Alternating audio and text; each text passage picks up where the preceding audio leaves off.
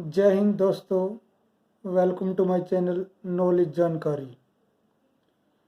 आज हम जो जानकारी की बात करेंगे उसमें हम एक स्कीम अपनी लेके आए हैं, वो है सीनियर सिटीजन सेविंग स्कीम, जिसके बारे में हम आज बात करेंगे। तो इसके लिए आप मेरे चैनल को शेयर और सब्सक्राइब कीजिए, और कोई भी सवाल है आपका तो कमेंट्स में सेक्शन में आप इसके बाद पूछ सकते हैं। आपको उत्तर देने की पूरी कोशिश की जाएगी। तो दोस्तों शुरू करते हैं अपनी स्कीम के बारे में। यह है सीनियर सिटीजन सेविंग स्कीम। जो होता है, ये सीनियर सिटीजन्स जो कि 60 साल से ऊपर वाले एज के व्यक्ति होते हैं उनके लिए होता है, और ये एक गवर्नमेंट की स्कीम होती है, सेंट्रल गवर्नमेंट की। इसमें जो इंटरेस्ट रेट है आज की तारीख में, यानी कि अगस्त 2020 की मैं बात कर रहा हूँ, इसमें जो इंटरेस्ट रेट चल रहा है वो 7.4% है, जो कि 1 अप्रैल 2020 से रिवाइज हुआ है। इससे पहले ये 8.6% था। और जो इस पे इंटरेस्ट मिलता है वो क्वार्टरली पेएबल होता है, और वो जो क्वार्टर्स होते हैं 31 मार्च, 30 जून, 30 सितंबर और 31 दिसंबर, उनका पूरा होने के बाद यानी 1 अप्रैल, 1 जुलाई, 1 सितंबर, अक्टूबर और 1 जैन को अकाउंट में क्रेडिट कर दिया जाता है। और इसके लिए क्या एलिजिबिलिटी है, कौन ये अकाउंट खोल सकता है? इसके लिए या तो कोई भी व्यक्ति जिसकी एज 60 साल या उससे ज़्यादा हो, जो भी गवर्नमेंट कर्म एम्प्लॉई जो रिटायर्ड हो रहे, जो वीआरएस लिए हों, या जो सुपर एनुएशन रिटायर्ड हुए हो, उनकी एज 55 प्लस होनी चाहिए, तो वो ये इस स्कीम का फ़ायदा उठा सकते हैं, और वो अपने रिटायरमेंट के बेनिफिट मिलने के 1 महीने के अंदर ये स्कीम खोल सकते हैं। ठीक है दोस्तों। और तीसरी बात आती है, तीसरी कैटेगरी जो है वो है डिफेंस पर्सन की। जो रिटायर्ड डिफेंस पर्सन हैं वो इस स्कीम को के लिए उनकी एज 50 साल या उससे ज़्यादा होनी चाहिए। पहले क्या होता था, सितंबर 2017 तक retired defence person irrespective of age ये अकाउंट खोल सकते थे। उनके लिए एज का कोई क्राइटेरिया नहीं था, चाहे वो किसी भी एज में रिटायर हुए हो। लेकिन उसके बाद ये नियम बना दिया गया है गवर्नमेंट की तरफ से कि उनकी एज कम से कम 50 साल या उससे ऊपर होनी चाहिए। इसका जो मेच्योरिटी पीरियड होता है दोस्तों, वो 5 साल होता है। 5 साल की ये स्कीम होती है। इसमें अकाउंट सिंगल भी खुलवा सकते हैं, जॉइंट भी खुलवा सकते हैं। जॉइंट होगा तो केवल स्पाउस के साथ होगा। इसमें एक से ज़्यादा अकाउंट भी खोले जा सकते हैं,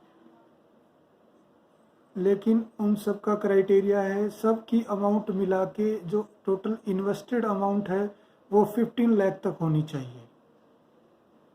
और इसमें नॉमिनेशन फैसिलिटी जो है वो भी अवेलेबल है। नॉमिनी आप कभी भी बना सकते हो, कभी भी चेंज कर सकते हो, अकाउंट खोलने के टाइम या खोलने के बाद भी। ये अकाउंट किसी भी पोस्ट ऑफिस और या किसी भी पब्लिक सेक्टर बैंक में खोला जा सकता है। ये गवर्नमेंट स्कीम है। इसमें जो भी आप जब भी अकाउंट खोलोगे उस टाइम पे जो भी इंटरेस्ट रेट चल रहा है वो 5 साल के लिए फिक्स हो जाता है, चाहे उसके बाद ये रेट कम हो या ज़्यादा हो। और अगर आप ये जॉइंट अकाउंट खुलवाते हैं तो एक चीज़ ध्यान देने योग्य है दोस्तों, इसमें बहुत इम्पोर्टेंट बात है कि जो भी इन्वेस्टर होगा, जैसे कि जो भी कोई रिटायर्ड एम्प्लॉय होता है वो अकाउंट खुलवाता है, जो इन्वेस्ट करता है वो ही फर्स्ट अकाउंट होल्डर होगा, और उनके स्पाउस जो होंगे वो सेकंड जो अकाउंट होल्डर होंगे इसमें ज्वाइंट होंगे। और जो इसमें टीडीएस तो एप्लीकेबल होता ही है इंटरेस्ट पे। अगर आपका इंटरेस्ट 50,000 रुपये पर एनम से आता है तो टीडीएस एप्लीकेबल होता है।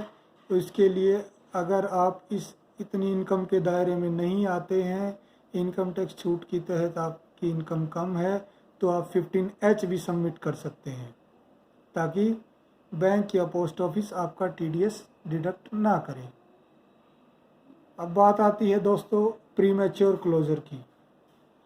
अगर इसको प्रीमैच्योर क्लोज करना है, अगर बाई चांस किसी को रिक्वायरमेंट पड़ गई, पैसे की रिक्वायरमेंट है, और इसको अगर 1 साल से पहले बंद करेंगे तो उस पर आपको कोई इंटरेस्ट नहीं मिलेगा, और जो इंटरेस्ट आपने ले लिया है वो रिकवर कर लिया जाएगा। अगर अकाउंट को क्लोज करते हैं after opening of 1 year and before starting of second year, यानी कि 1 से 2 साल के बीच में, तो आपको टोटल डिपॉजिट का 1.5% पेनल्टी देना होगा। उसके बाद आप अकाउंट को क्लोज कर सकते हैं। अगर आप क्लोज करते हैं 2 ईयर्स के बाद तो आपको डिपॉजिट का 1% पेनल्टी देना होगा। ठीक है दोस्तों। अब बात आती है एक्सटेंशन की। आप इस अकाउंट को एक्सटेंड भी कर सकते हैं।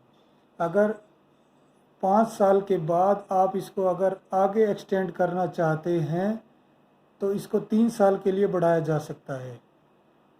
तो इसके लिए आपको मतलब चौथा साल पूरा होने के बाद, after completion of 4th year, you have to submit your application to your respective bank or post office for extension of that scheme। तो इसको 3 साल के लिए बढ़ाया जा सकता है। अगर आप इसको एक्सटेंशन ईयर में क्लोज करते हैं, यानी कि 5 साल के बाद 8वें साल के बीच में अगर आप क्लोज करते हैं, तो इसको एक्सटेंड करने के 1 साल के बाद आप इसे बंद कर सकते हैं विदाउट एनी डिडक्शन। इस पे आपकी कोई पेनल्टी नहीं लगेगी। तो दोस्तों, ये सारी बातें हैं हमारी सीनियर सिटीजन सेविंग स्कीम के बारे में।